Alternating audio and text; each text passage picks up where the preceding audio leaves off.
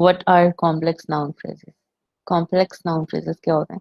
Complex noun phrase को discuss करने के लिए हम सिंपल नाउन फ्रेजेस जो हैं वो उनको डिस्कस करके फिर कॉम्प्लेक्स नाउन फ्रेजेस की तरफ आएंगे. So first, introduction regarding noun phrase. The basic noun phrase can be expressed with noun modifiers.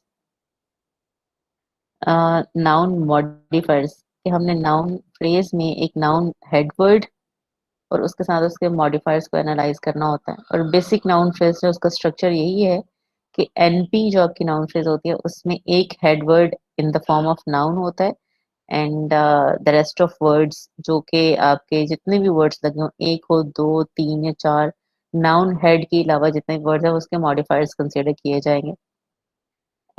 Modifiers are of two types, pre-modifiers and post-modifiers.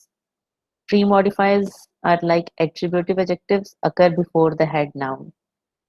जो प्री मॉडिफायर्स हैं, प्री मॉडिफायर के साथ जो pre लगा है, pre means before and if modifiers R post, post means after. ठीक है. सो pre modifier हैं तो वो नाउन हेड से पहले आते हैं.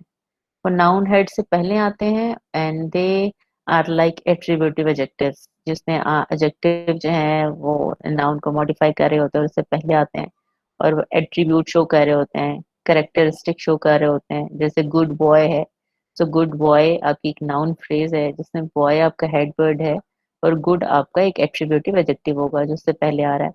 सो गुड को हम प्री मॉडिफायर कह देंगे. फिर पोस्ट मॉडिफायर्स कैसे होते हैं? Like relative clauses. ठीक है. Post modifiers they are like relative clauses occur after the head noun.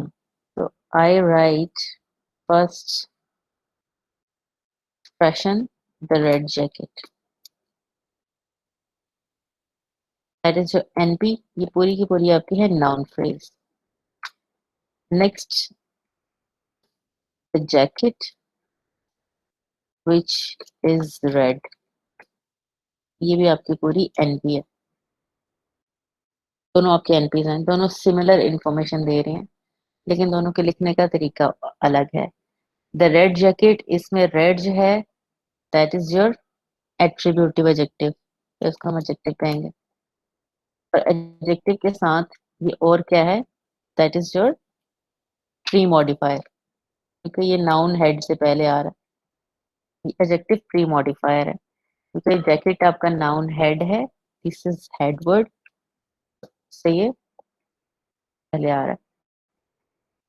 नीचे वाले एनपी में देखें तो नीचे में आपका हेड वर्ड जो है वो पहले आ रहा है और हेड के बाद विच इज रेड, ये पूरी आपकी क्लॉज है और इसमें विच आपका एक रिलेटिव प्रोनाउन लगा है. ठीक है. और इसको हम क्या कहेंगे? That is your relative clause. और रिलेटिव क्लॉज जो कि हेड नाउन के बाद आई है तो इसको फर्दर हम क्या कह देंगे? That it is your post modifier. Post modifier बन गया है.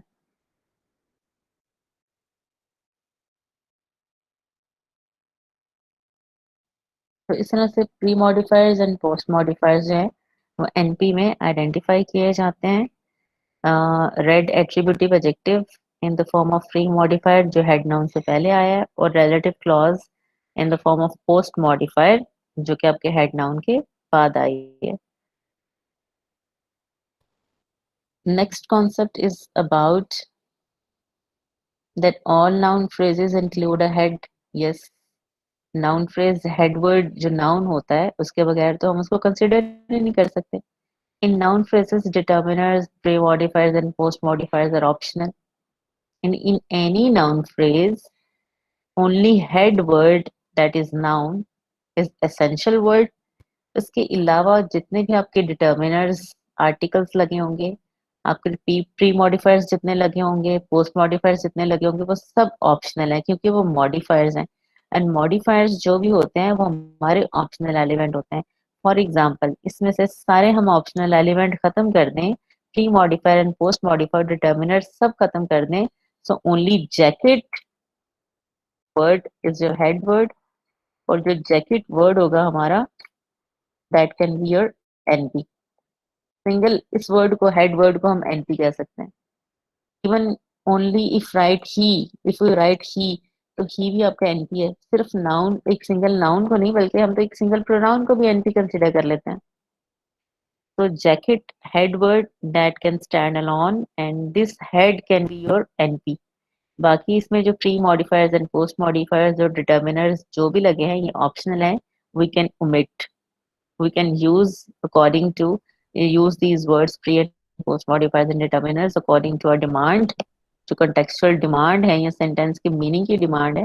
otherwise these are not necessary elements। हम उसको demand को complete करने या requirement के according लगाते हैं। these are not necessary elements, these are optional elements। Next आप सेंटेंस देखिए, ही is looking for a small wooden box that he owned. इसमें जो है वो हेड वर्ड आइडेंटिफाई करना है। फ्रेजेस जो नाउन फ्रेजेस हैं वो आइडेंटिफाई करके उनके हेड वर्ड और प्री एंड पोस्ट मॉडिफायर हम आइडेंटिफाई कर लेंगे और डिटर्मिनर कौन सा लगा। ही is looking for small wooden box, a small wooden box that he owned.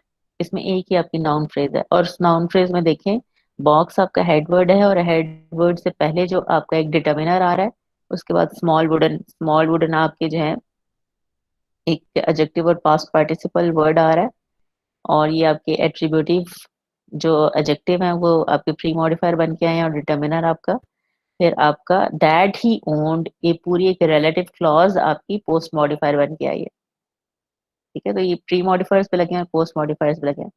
अगर आप इनको खत्म भी कर दें इंफॉर्मेशन को तो आपका सिंपल सेंटेंस ये भी बन सकता है he is looking for box. आ भी ना लगाएं आप, he is looking for box. So just box एक नाउन हेड लगाने से भी आपका वो सेंटेंस कंप्लीट हो जाएगा। Noun phrases can have, next point is noun phrases can have a pronoun instead of noun as the head. Yes, we have studied and we have discussed, already discussed this idea कि आपका सिर्फ एक pronoun जो है वो भी noun phrase में head के तौर पे आ जाता है। आपका just एक pronoun ही आपका अगर NP है तो ही आपका head word है और she आपका अगर NP है तो she ही आपका head word है। So pronoun-headed phrases usually do not include a determiner or pre-modifiers। जो मोस्टली आपके जो पर्सनल प्रोनाउंस होते हैं जैसे ही शी इट है और आपके ये वाले प्रोनाउन अगर फ्रेज एनपी बन के आ जाएं, प्रोनाउन हेडेड फ्रेजेस अगर ये एनपी बन के आ जाएं तो इनके ही के साथ तो आपने आर्टिकल लगा हुआ डिटर्मिनर लगा हुआ कभी नहीं देखा होगा ना, और ही के साथ प्री मॉडिफायर भी नहीं लगता। सो ही आपका जो एक प्रोनाउन है जो आपका एनपी बन के आ रहा है उसके साथ ना तो ही के साथ आप आर्टिकल यूज करते हैं और ना ही प्री मॉडिफायर। लेकिन समटाइम्स कुछ ऐसे आपके प्रोनाउंस होते हैं that may have post modifiers.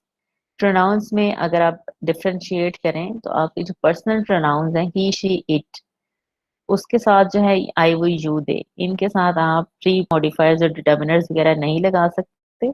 ये एनपीज होती हैं, लेकिन अगर आपके प्रोनाउन की काइंड चेंज हो तो उनके साथ आप प्री मॉडिफायर भी यूज कर सकेंगे और पोस्ट मॉडिफायर्स भी। नीचे हम सेंटेंस में एग्जांपल देख लेते हैं। I would rather stay at the big one in town. ठीक है, I would rather stay at the big one. अब वन जो है ये आपका किसी होटल को, किसी रूम को, किसी प्लेस को शो कर रहा है क्योंकि स्टे का बीच में एक्शन आ रहा है ना, तो किसी प्लेस को शो कर रहा है। One one is referring towards a place and if one is a reference, ठीक है, एक रेफरेंस के तौर पे यूज हो रहा है तो वन जो है वो एक प्रोनाउन है जो कि किसी नाउन को रेफर कर रहा है, किसी प्लेस को रेफर कर रहा है।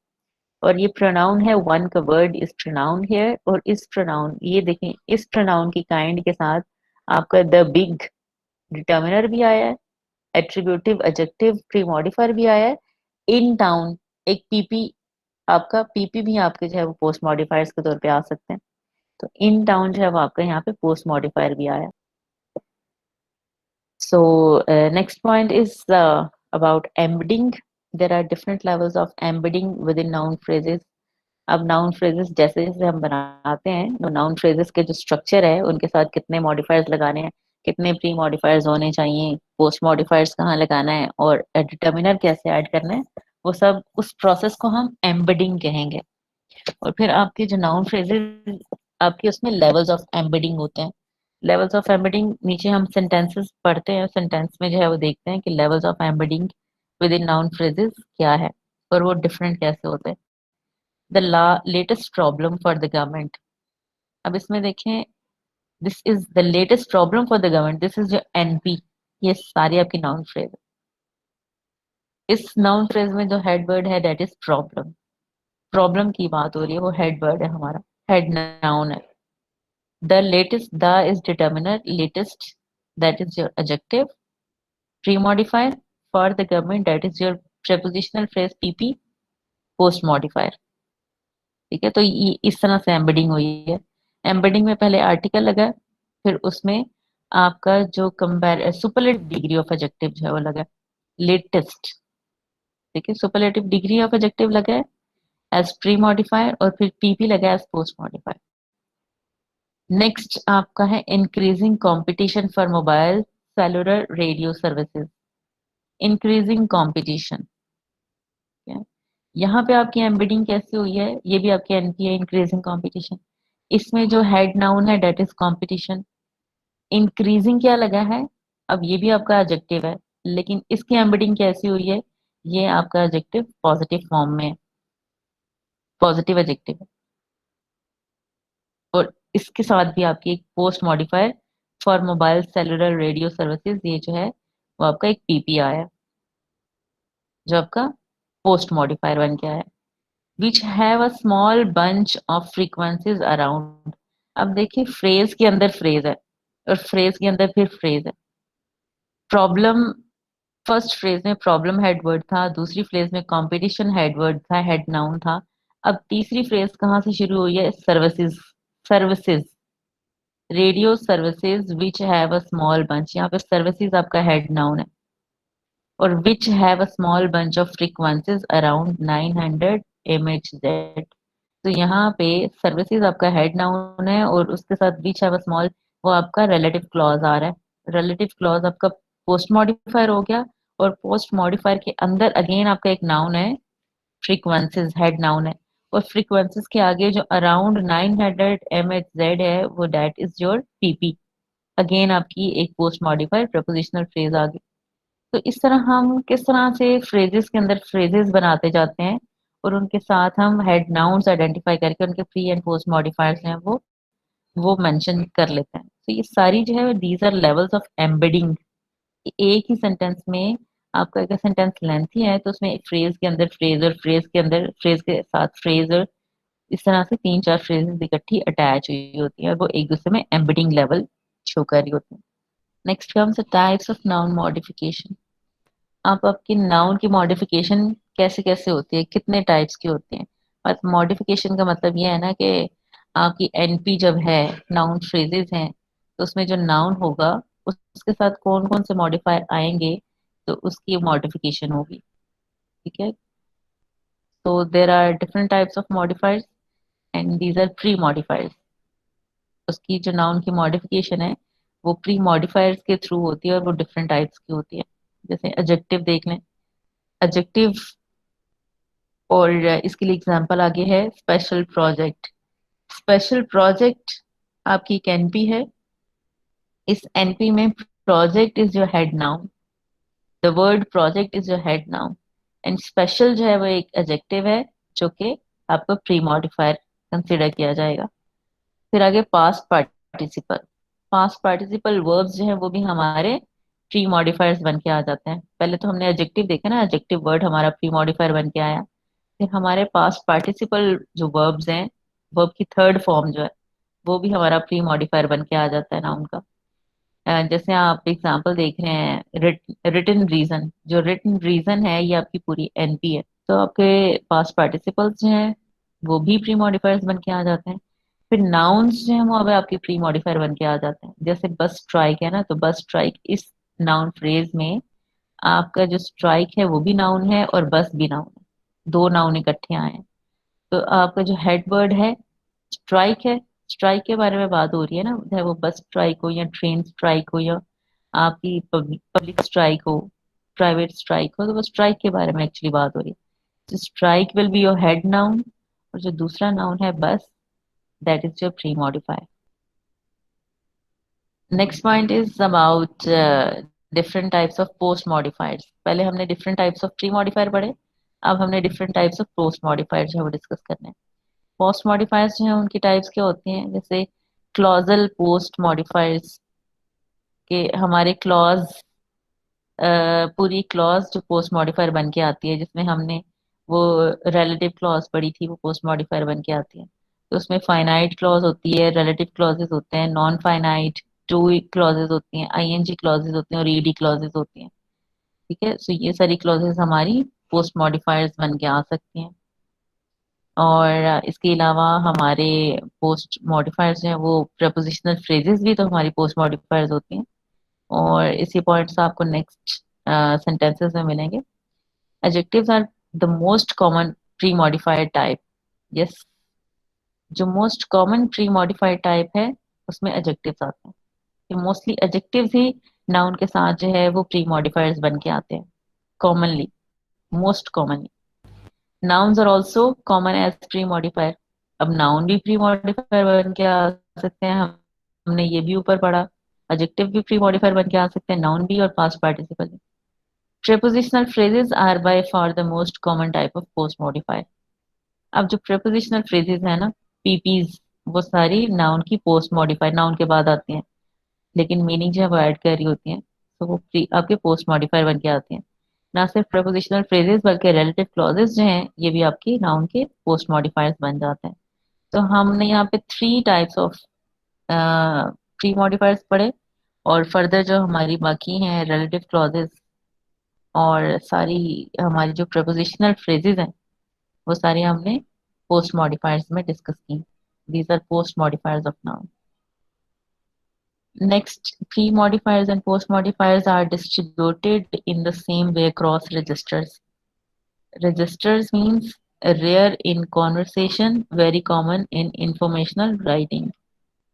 कि जब हम प्री एंड पोस्ट मॉडिफायर्स की डिस्ट्रीब्यूशन देखें तो वो रजिस्टर के अक्रॉस जो है वो उसमें सेम वे होता है, सिमिलर होता है। और रजिस्टर्स क्या होता है, रजिस्टर्स क्या होते हैं? एक होता है conversation, spoken context and written context.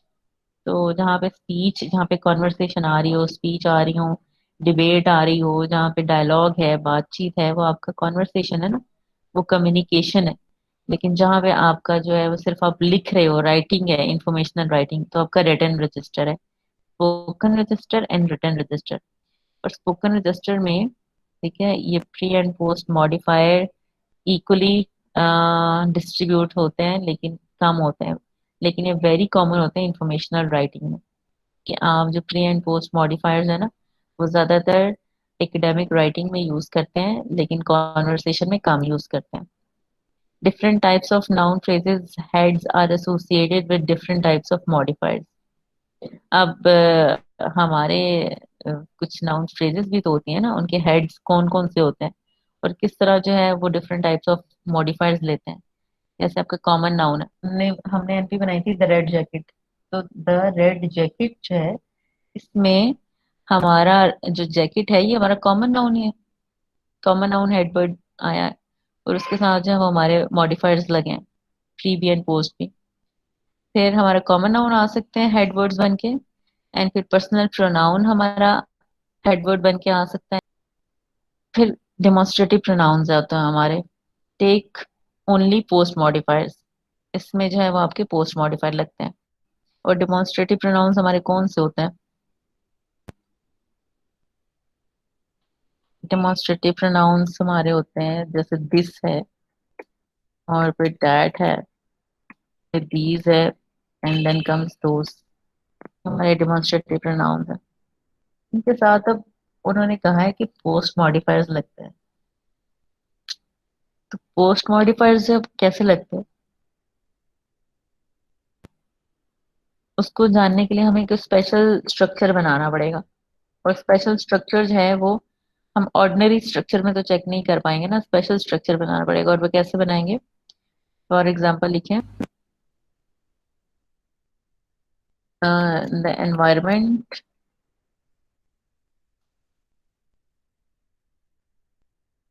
The environment of Lahore is better than that of Karachi.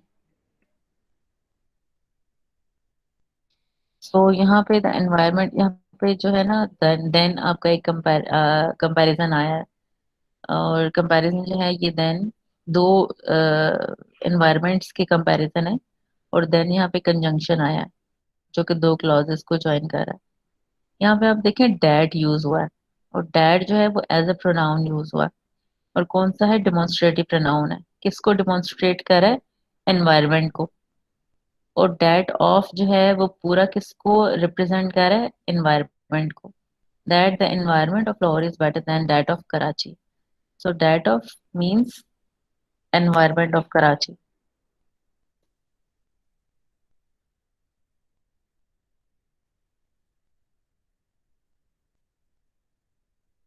That of the environment of Karachi. तो इस तरह से एनवायरनमेंट जो है उसकी रेपुटेशन को खत्म करने के लिए कि वो रिपीट ना हो, तो वहां पे उन्होंने एनवायरनमेंट, द एनवायरनमेंट को रिपीट करने की बजाय डैट ऑफ लगा दिया। और डैट ऑफ जब लगाया तो डैट हमारा डिमॉन्स्ट्रेटिव प्रोनाउन बन गया जो डिमॉन्स्ट्रेट कर रहा है एनवायरनमेंट को। सो ऑफ कराची जो है वो डैट के बाद आने आने वाली पीपी है, प्रपोजिशनल फ्रेज है। डैट के बाद जो ऑफ कराची आ रहा है ये उसकी प्रपोजिशनल फ्रेज है। तो यहाँ पे हमने देखा कि इस डिमॉन्स्ट्रेटिव प्रोनाउन के बाद एक पोस्ट मॉडिफायर आ रहा है ऑफ कराची की सूरत में। तो ये पोस्ट मॉडिफायर है हमारे डिमॉन्स्ट्रेटिव प्रोनाउन का। तो इस तरह से स्पेशल कंस्ट्रक्शंस बनाए तो उसमें डिमॉन्स्ट्रेटिव प्रोनाउन में हमारे पोस्ट मॉडिफायर्स आ जाते हैं। Next comes post modifiers and condensed. Pre modifiers are condensed post modifiers. कि आपके जो प्री मॉडिफायर्स होते हैं वो पोस्ट मॉडिफायर्स बन जाते हैं और वो कंडेंस्ड हो जाते हैं, हैवी हो जाते हैं। Pre-modifiers use fewer words than post-modifiers to convey roughly the same information. अब pre-modifiers जब हम pre and post-modifiers अगर similar information के साथ आए तो उनका स्ट्रक्चर जो है वो डिफरेंट होता है। pre-modifier few words लेते हैं, fewer words लेते हैं। post-modifiers जो वो आपके मैक्सिमम वर्ड्स जो है वो लेते हैं, राइट। वो few नहीं होते हैं, वो many words लेते हैं। Most adjectival and participle modifiers can be rephrased as a longer post-modifying relative clause. आपके बहुत सारे adjective और participle जो पूरे modifiers है ना, उनको हम rephrase करके और noun के बाद shift करके post modify relative clause बना सकते हैं। जबकि प्री modifiers होते हैं adjective और participle की फॉर्म में। अगर हम उन प्री मॉडिफायर्स को नाउन के बाद शिफ्ट कर दें in the form of clauses, उनको रिलेटिव क्लॉज बना दें, तो फिर वो डेफिनेटली वही सेम इंफॉर्मेशन के साथ आपके पोस्ट मॉडिफायर्स बन जाएंगे। नीचे एग्जांपल्स भी देख लें आप। एग्जांपल्स में प्री मॉडिफायर्स हैं स्टाफ रूम। स्टाफ रूम आपका प्री मॉडिफायर, इस पूरी एनपी में आपका प्री मॉडिफायर है। और स्टाफ रूम इस पूरी एनपी में room is your head word, head noun है रूम। स्टाफ जो है that is your pre modifier. इसका प्री मॉडिफायर यूज हुआ है in the form of you can say another noun, क्योंकि दो नाउन इकट्ठे आए हैं ना। स्टाफ, स्टाफ भी जो है वो आपका नाउन है और रूम भी नाउन है। तो यहाँ पे जो ग्रामेटिकल कैटेगरी है वो स्टाफ की है, वो नाउन की है। और नाउन जो है उसका फंक्शन क्या है यहाँ पे? स्टाफ नाउन का फंक्शन प्री मॉडिफायर का है। अगर इसी को हम रिफ्रेज करें अगले सेंटेंस में, ये देख लें आप एग्जांपल। तो relative clause as post modifier, ये आपका प्री मॉडिफायर रिलेटिव क्लॉज बन जाएगा पोस्ट मॉडिफायर। जैसे a room where staff members work. A room, room आपका हेड नाउन है and where staff members work, where staff members work, these this is your relative clause. तो relative clause room का post modifier बन के आई है। Information जो है वो सेम आ रही है। आगे देखें, a big pillow, a pillow which is big. So a big pillow, यहाँ पे एडजेक्टिव आपका प्री मॉडिफायर बन के आया है और हेड नाउन आपका पिलो है। लेकिन यहाँ पे जो हेड नाउन है पिलो, उसके बाद एक रिलेटिव क्लॉज लगी है और ये रिलेटिव क्लॉज सेम इंफॉर्मेशन दे रही है, लेकिन स्ट्रक्चर वाइज जो है ये पोस्ट मॉडिफायर बन रही है पिलो का। अब यही एग्जांपल हमने यहाँ पे भी देखी थी, जो सबसे पहली एग्जांपल हमने पढ़ी अपने नोट्स पे, वो यही था the red jacket. The red jacket में जो रेड था एडजेक्टिव था, प्री मॉडिफायर था, वो नेक्स्ट एनपी में रिलेटिव क्लॉज बन के वो पोस्ट मॉडिफायर बन गया, the jacket which is red. So इस तरह से जो हमारे प्री मॉडिफायर्स होते हैं, जब हम उनका स्ट्रक्चर चेंज करके उनको हेड के बाद, हेड नाउन के बाद शिफ्ट कर देंगे, तो वो प्री से पोस्ट मॉडिफायर्स बन जाएंगे और फिर वो कंडेंस्ड हो जाएंगे। फिर आपका नेक्स्ट है रिस्ट्रिक्टेड एरिया। इसमें रिस्ट्रिक्टेड जो है वो that is adjective pre modifier है। और an area which is restricted, तो इसमें एरिया आपका हेड नाउन पहले और उसके बाद आपकी एक relative clause, the whole relative clause आपकी पोस्ट मॉडिफायर बन के आ रही है। फिर नेक्स्ट आपका an established tradition. An established tradition में एस्टेब्लिश्ड आपका एक एडजेक्टिव प्री मॉडिफायर है, और अ ट्रेडिशन फिर इसको जो है वो जब उन्होंने रिलेटिव क्लॉज पोस्ट मॉडिफायर में शिफ्ट किया तो वो क्या बन गया, a tradition which has been established. तो अ ट्रेडिशन, ट्रेडिशन यहाँ पे एक नाउन हेड वर्ड है, और विच हैज बीन एस्टेब्लिश्ड ये आपका रिलेटिव क्लॉज आया पोस्ट मॉडिफायर बन के। नेक्स्ट आपका है फ्लशिंग लाइट्स। फ्लशिंग लाइट्स में flushing, the word flashing is your adjective pre modifier, lights head noun है। और नेक्स्ट आपका जो जब हम इसको लाइट्स विच आर फ्लैशिंग कहेंगे, तो लाइट्स यहाँ पे अगेन ये हेड नाउन ही रहेगा, लेकिन यहाँ पे विच आर फ्लैशिंग ये आपकी रिलेटिव क्लॉज है, जो रिलेटिव क्लॉज आपकी पोस्ट मॉडिफायर बन के आ जाएगी। नेक्स्ट आपका पॉइंट है प्री मॉडिफिकेशन का। अगेन हमने प्री मॉडिफिकेशन को डिस्कस करना है कि आपकी प्री मॉडिफिकेशन टाइप्स तो हमें पता है कितनी होती है। प्री मॉडिफायर में एडजेक्टिव आ जाते हैं प्री मॉडिफायर, या नाउन ही प्री मॉडिफायर बन के आ जाता है, यहाँ आपका जो पास्ट पार्टिसिपल है वो प्री मॉडिफायर बन के आ जाता है। यहाँ पे हमने प्री मॉडिफिकेशन करते कैसे हैं, ये जो प्री मॉडिफायर्स होते हैं ये प्री मॉडिफिकेशन करते कैसे हैं। There are four major types of noun pre modifiers. Again जो नाउन के प्री मॉडिफायर्स है वो उनकी उन्होंने यहाँ पे प्रीवियसली हमने थ्री टाइप्स पढ़ी, यहाँ पे वो फोर टाइप्स दे रहे हैं। तो कह रहे हैं एडजेक्टिव आ जाते हैं, ईडी पार्टिसिपल मॉडिफायर आ जाते हैं, आईएनजी पार्टिसिपल मॉडिफायर आ जाते हैं, ठीक है, नाउन आ सकता है। जैसे आप यहाँ पे नीचे प्री मॉडिफायर्स देख लें इन एग्जांपल्स में। कॉम्पोजिशन, कॉम्पोजिशन मतलब मेटल सीट।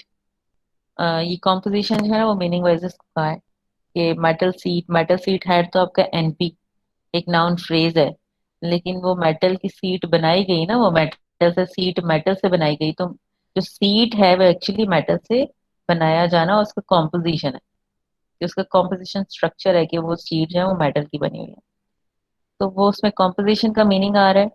लेकिन metal seat structure wise NP है, और एनपी में जो इसका प्री मॉडिफायर लगा है वो प्री मॉडिफायर मेटल, और मेटल आपका क्या है, that is noun. Pre modifier भी नाउन फॉर्म में आ रहा है, और इसमें अगर हमने हेड नाउन आइडेंटिफाई करना है तो वो क्या होगा, सीट, सीट इज जो हेड नाउन। फिर आगे आपका पेंसिल केस, पेंसिल केस जो है वो भी आपका एक एनपी है, और एनपी में मीनिंग क्या आ रहे हैं, ये पर्पस, ये केस, केस जो है वो किस पर्पस के लिए, पेंसिल रखने के लिए, तो उसको हम जो है वो पेंसिल केस कहेंगे। सो इस एनपी में पेंसिल केस जो आपकी एनपी है इसमें हेड नाउन है केस, और जो पेंसिल अनदर नाउन वो आपका प्री मॉडिफायर बन गया है, ये प्री मॉडिफिकेशन कर रहा है। फिर आपकी प्री मॉडिफिकेशन कैसे हो रही है, मेंबर कंट्री, मेंबर कंट्री, तो इसमें आइडेंटिटी शो हो रही है, ये प्री मॉडिफिकेशन जो है वो किसी आइडेंटिटी को शो कर रहा है। तो आइडेंटिटी में जो कंट्री है, इस एनपी में country is your noun and member is again your noun, तो दोनों नाउन है, तो इस एनपी में हमने हेडवर्ड किसको कंसिडर करना है, हेडवर्ड जो है वो कौन सा हेड नाउन कौन सा होगा, again country, country will be your head noun. क्यों, क्योंकि हम कंट्री की बात कर रहे हैं ना। So member, the noun member is your pre modifier, वो प्री मॉडिफायर बन के आएगा। और ये मीनिंग क्या दे रहे हैं दोनों मिलके, आइडेंटिटी की मीनिंग दे रहे हैं, किसी आइडेंटिटी को शो कर रहे हैं। फिर आपका नेक्स्ट एनपी है अलजेब्रा टेक्स्ट। अलजेब्रा टेक्स्ट, ये एनपी जो है वो किसी कंटेंट के बारे में बता रहा है, ये एनपी किसी कंटेंट के बारे में बता रही है। इस एनपी की प्री मॉडिफिकेशन है कि किसी कंटेंट के बारे में बता रही है। अब इसमें हेड नाउन कौन सा होगा, text, text is your head noun. और अलजबरा ये भी एक नाउन है, लेकिन ये नाउन जो है वो आपका प्री मॉडिफायर बन के आएगा, ये प्री मॉडिफायर बन रहा है। Plural nouns can also occur. Next point आपका जो है वो प्लूरल नाउन्स के हवाले से। Plural nouns can also occur as pre modifiers. अब प्लूरल नाउन्स जो है वो भी आपके प्री मॉडिफायर्स बन जाते हैं, सिंगुलर नाउन नहीं प्लूरल नाउन से बन जाते हैं। जैसे आपकी एग्जांपल है सेविंग्स अकाउंट, तो सेविंग्स में जो एस लगा है, ये एस की वजह से वो प्लूरल वर्ड है। और वो प्लूरल जो नाउन है, नाउन वर्ड, वो अकाउंट के साथ अटैच हुआ है।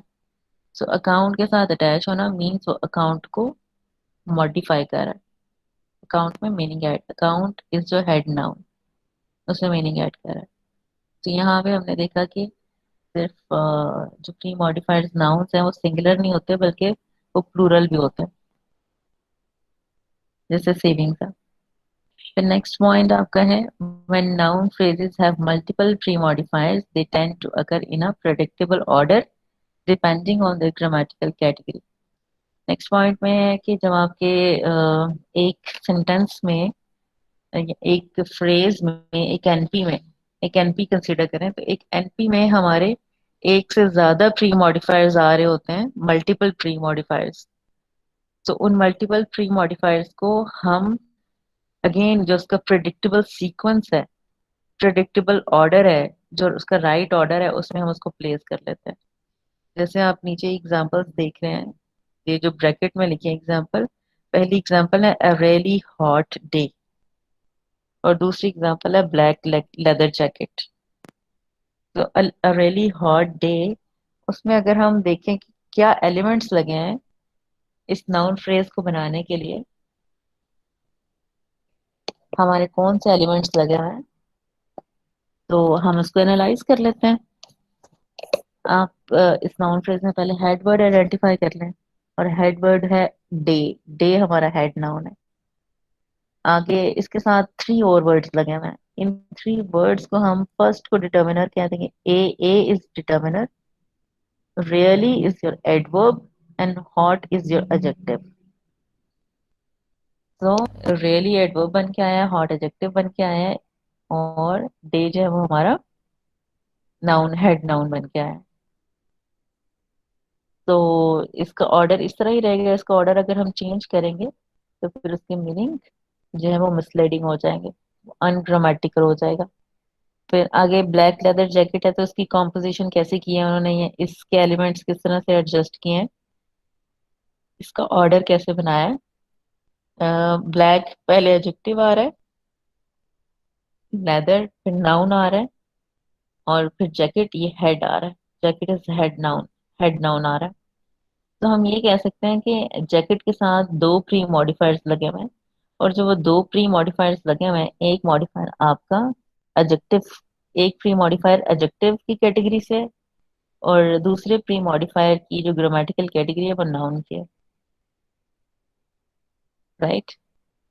सो next point is coordinated pre modifiers, male and female workers, racial or religious cohesion are found primarily in academic prose। अब प्री मॉडिफायर्स जो होते हैं वो हमारे कोऑर्डिनेटेड भी होते हैं। हमने जितने भी प्री मॉडिफायर्स पढ़े हैं, वो प्री मॉडिफायर्स हमारे दो हों या तीन हो, वो सिंगल सिंगल वर्ड बन के आ रहे हैं ना। लेकिन यहाँ पे अब हम देखते हैं कि वो कोऑर्डिनेटेड प्री मॉडिफायर्स हैं। मतलब प्री मॉडिफायर्स तो हमने उन्होंने लगा दिए हुए हैं नाउन से पहले, लेकिन वो एंड लगा हुआ है, कोऑर्डिनेशन लगी है बीच में, वो कोऑर्डिनेट कर रहे हैं, वहां पे कोऑर्डिनेटिंग कंजंक्शन लगा है। अब कोऑर्डिनेटिंग कंजंक्शन एंड भी हो सकता है, और भी हो सकता है, और बट भी हो सकता है। ठीक है, जितनी भी आपकी कोऑर्डिनेटिंग कंजंक्शन है, अगर वो मॉडिफायर्स को ज्वाइन करने के लिए आए हैं, तो उन मॉडिफायर्स, उन प्री मॉडिफायर्स को हम कोऑर्डिनेटेड प्री मॉडिफायर्स कह देंगे। जैसे एग्जांपल्स है नीचे, male and female workers, workers हमारा हेड नाउन है यहाँ पे। अब इस हेड नाउन के साथ मेल एंड फीमेल दो आपके अनदर नाउन्स लगे हुए हैं, तो हम इनको, ये नाउन्स को तो कह देंगे कि मेल मेल भी प्री मॉडिफायर नाउन बन के आया है, और फीमेल भी आपका प्री मॉडिफायर है, और वर्कर्स आपका हेड नाउन है। लेकिन ये जो आपके प्री मॉडिफायर्स हैं, इनको एंड से जो कोऑर्डिनेटिंग कंजंक्शन है उससे ज्वाइन किया गया हुआ है, तो इस वजह से हम कह देंगे कि these pre modifiers are coordinated pre modifiers. और फिर कोऑर्डिनेटेड प्री मॉडिफायर्स में अगली भी एग्जांपल है, रेशियल और रिलीजियस कोहेजन। सो रेशियल कोहेजन की बात हो रही है, कोहेजन वर्ड इज जो हेड नाउन, लेकिन उसके साथ रेशियल और रिलीजियस जो आ रहा है ये उनके प्री मॉडिफायर्स हैं, जो कि और हमारा कोऑर्डिनेटिंग कंजंक्शन है उससे ज्वाइन किए गए हैं। तो हम इसको कहेंगे इन दोनों मॉडिफायर्स को, रेशियल का मॉडिफायर प्री मॉडिफायर और रिलीजियस का प्री मॉडिफायर, इन दोनों को कहेंगे कि these are coordinated pre modifiers. उसके बाद आपका है रिलेटिव क्लॉजेस। अब रिलेटिव क्लॉजेस की टाइप्स कितनी होती हैं, ये बहुत इंटरेस्टिंग पॉइंट है। हमारे रिलेटिव क्लॉजेस तो हमने पढ़ी कि होती क्या है, ठीक है, और फिर हम पढ़ेंगे कि इसकी टाइप्स क्या होती है। They are post modifiers and they are classified into two main types by their function. हमारे ये पोस्ट मॉडिफायर्स होते हैं और ये टू मेन फंक्शंस इनके होते हैं। पहला फंक्शन ये है कि रिलेटिव क्लॉजेस हमारी रेस्ट्रिक्टिव होती है, और रेस्ट्रिक्टिव का मतलब ही हमें इस वर्ड से ही क्लियर हो रहा है। रेस्ट्रिक्टिव का मतलब है रिस्ट्रिक्शंस, ठीक है, कि रिस्ट्रिक्ट कर देना, किसी चीज की तरफ फिक्स कर देना। और रिस्ट्रिक्टिव है उसको असेंशियल भी कहते हैं। This restrictive function of relative clause, it helps to identify the reference of the head noun, कि हेड नाउन का रेफरेंस आइडेंटिफाई करने के लिए आता है ये। और हेड नाउन के रेफरेंसेस कैसे कैसे बनते हैं, नीचे एग्जांपल में देखें। Would you lend me the book that you recommended last week, कि क्या तुम मुझे वो किताब दोगे जो मुझे तुमने पिछले हफ्ते बताई थी, ठीक है। सो इसको स्टेरिक्स लगा। स्टेरिक्स का मतलब है कि ये स्ट्रक्चर गलत है, ये मीनिंग ही गलत है इसका। और इसका राइट मीनिंग जो है वो कैसे, ये राइट स्ट्रक्चर कैसे होगा, restrictive clauses, restrictive relative clauses जो उसका राइट स्ट्रक्चर कैसे होगा। जैसे आप जो दूसरी एग्जांपल देख लें, would you lend me the book that you recommended last week. अब ये भी वैसा ही सेंटेंस है, वही वर्ड्स यूज किए गए हैं। Difference, the only difference is about the use of punctuation mark. कि आपके जो बुक के बाद कॉमा लगा हुआ है ना, वो पहले सेंटेंस में तो लगा हुआ है लेकिन दूसरे सेंटेंस में नहीं लगा हुआ, ठीक है। तो पहले सेंटेंस में लगा होने की वजह से हम उसको गलत कह देंगे, स्टेरिक्स लगा देंगे, और दूसरे सेंटेंस में नहीं लगा हुआ तो हम उसको करेक्ट कर देंगे। सो रिस्ट्रिक्शन इसमें क्या आई, कि रिस्ट्रिक्शन होती है जब आप रेफरेंस ऑफ हेड नाउन, किसी हेड नाउन का रेफरेंस बताना चाहते हो। सो हेड नाउन का रेफरेंस बताने के लिए आपको वहां पे वो रेफरेंस जो है वो एक नेसेसरी एलिमेंट के तौर पे लिखना चाहिए, और उसमें कॉमा जो है वो ऐड नहीं होना चाहिए। सो रिस्ट्रिक्शन है, असेंशियल है ना, असेंशियलिटी आपने जो है वो शो करनी है। तो यहाँ पे इस क्लॉजेस में असेंशियल पॉइंट क्या है आपका, जैसे आप देखें कि would you lend me the book that you recommended last week. तो असेंशियल पॉइंट ये है कि आपने जो डैट यूज किया और वो बुक के लिए यूज किया, the book that you recommended last week. तो उसमें the book that you recommended last week, उसमें that is the relative pronoun of book, तो वो बुक के साथ यूज होना चाहिए ना, आप उसको कॉमा से सेपरेट ना करें। कॉमा से सेपरेट ना करें और उसको डैट को और बुक को जो है वो एजेसेंट यूज होने दें, विदाउट इंसर्टिंग एनी कॉमा और पॉज, उसमें इंसर्टिंग कॉमा और पॉज इंसर्ट ना करें। तो इससे मुराद ये है कि वहां पे आपने उसको रिस्ट्रिक्ट कर दिया है, किस चीज को, कि आप कॉमा यूज नहीं कर सकते। आपने डैट को बुक के साथ रिस्ट्रिक्ट कर दिया है। रिस्ट्रिक्ट कर देना कि असेंशियल कर दिया है, क्यों, क्योंकि मीनिंग कैसे क्लियर हो रहे हैं ना, कि आपको वो वाली जो रिलेटिव क्लॉज थी उसको रिस्ट्रिक्ट करना पड़ा यहाँ पे। आप पूछ रहे हैं would you lend me the book that she recommended last. Information और मीनिंग को क्लियर करने के लिए, क्लैरिटी देने के लिए, उस कॉन्टेक्स्ट में उसको कंप्लीट करने के लिए, वहां पे जो डैट रिलेटिव क्लॉज है वो रिस्ट्रिक्टिव है, वो असेंशियल है, आपने उसको यूज करना ही करना है। आप उसको ना तो कॉमा लगा के उसको सेपरेट कर सकते हैं बुक से, ना ही उसको ओमिट कर सकते हैं, आपने वो यूज करनी करनी है, असेंशियल है वो।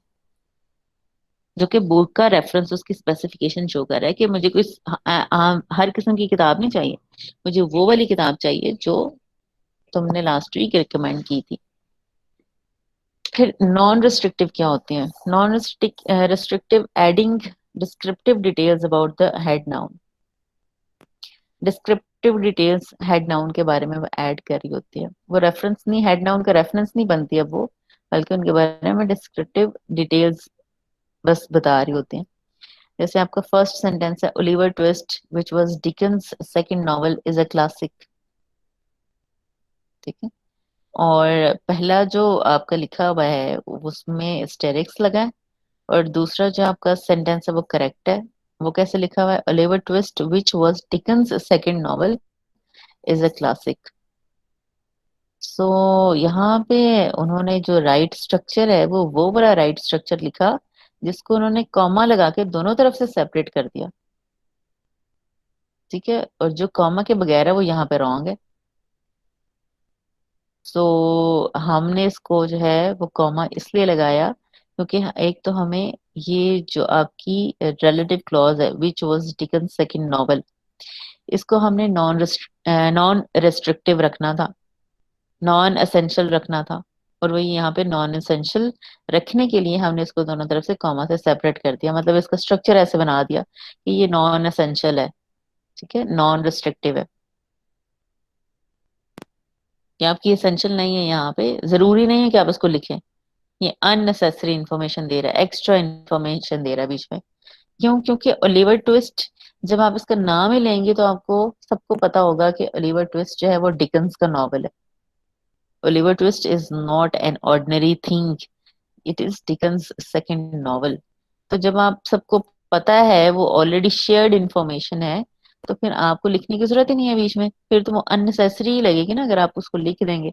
तो अगर वो लिख देंगे तो अननेसेसरी है, तो अननेसेसरी या नॉन एसेंशियल की वजह से आपने उसको कॉमा लगा दिया, और कॉमा जो है उसको नॉन रिस्ट्रिक्टिव होना शो कर रहा है कि ये रिस्ट्रिक्शन नहीं है अब इसके कि जरूरी आएगी, बल्कि नॉन रिस्ट्रिक्टिव है।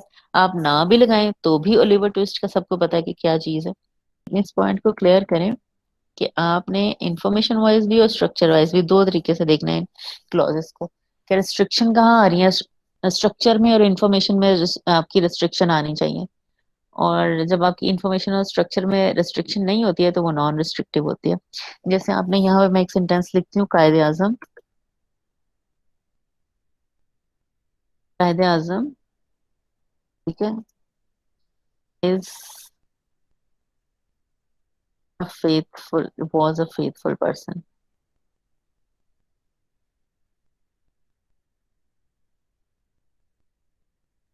और फेथफुल की बजाय was an honest person, honest लगा लेते हैं,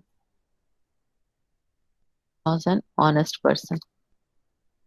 अब इसको अगर मैं ये पूरा एक सेंटेंस है, इस सेंटेंस में आपकी एन ऑनेस्ट पर्सन कैन भी लगी है, एन भी लगी है आपकी, और इस पूरे सेंटेंस में आपकी कहीं भी कोई पोस्ट मॉडिफायर्स वाली सेंस नहीं आ रही। लेकिन अगर हम इसमें पोस्ट मॉडिफायर्स ऐड कर देते हैं तो पोस्ट मॉडिफायर्स जो है वो कैसे ऐड होंगे आपके? जैसे आप यहाँ पे लिख सकते हैं, Quaid e Azam who is founder of Pakistan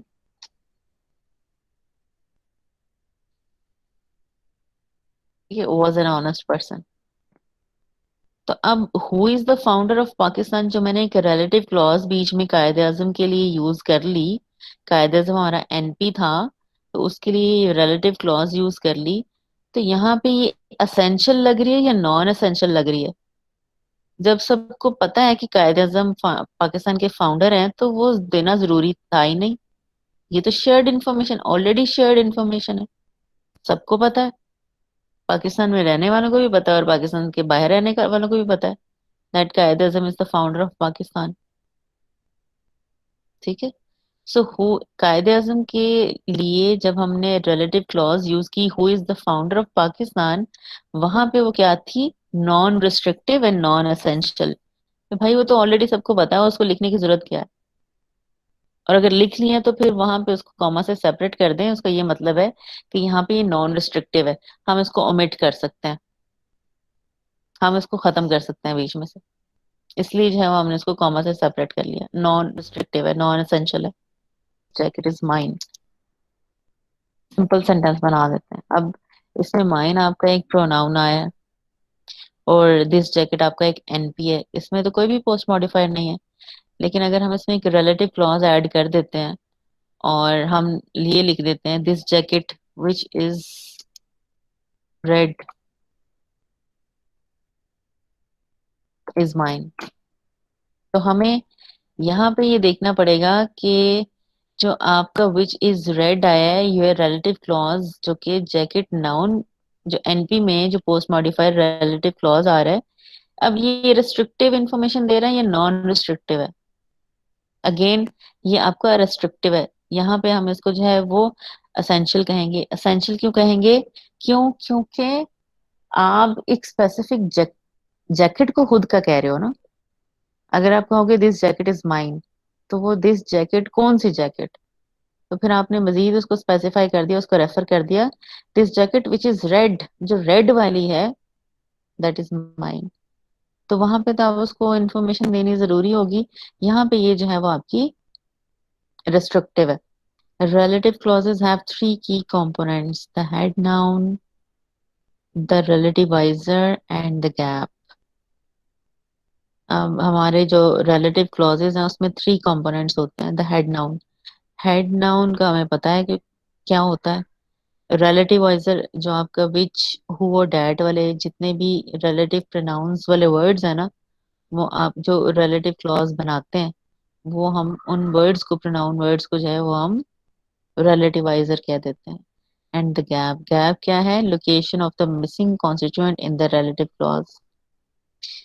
के आप का जो समटाइम्स रिलेटिव क्लॉज में ना कुछ मिसिंग एलिमेंट्स होते हैं, मिसिंग कॉन्स्टिट्यूएंट्स होते हैं। सो उन कॉन्स्टिट्यूएंट्स मिसिंग को हम गैप का लेबल देते हैं। तो ये हम आगे इनके स्ट्रक्चर्स पढ़ते हैं रिलेटिव क्लॉजेस के, तो हमें ये तीनों चीजें क्लियर हो जाएंगी कि उसमें रिलेटिव क्लॉजेस के कंपोनेंट्स में हेड नाउन कौन सा होता है, रिलेटिवाइजर कौन सा होता है, और द गैप, गैप किसको कहते हैं हम। There are 8 different relativizers in English.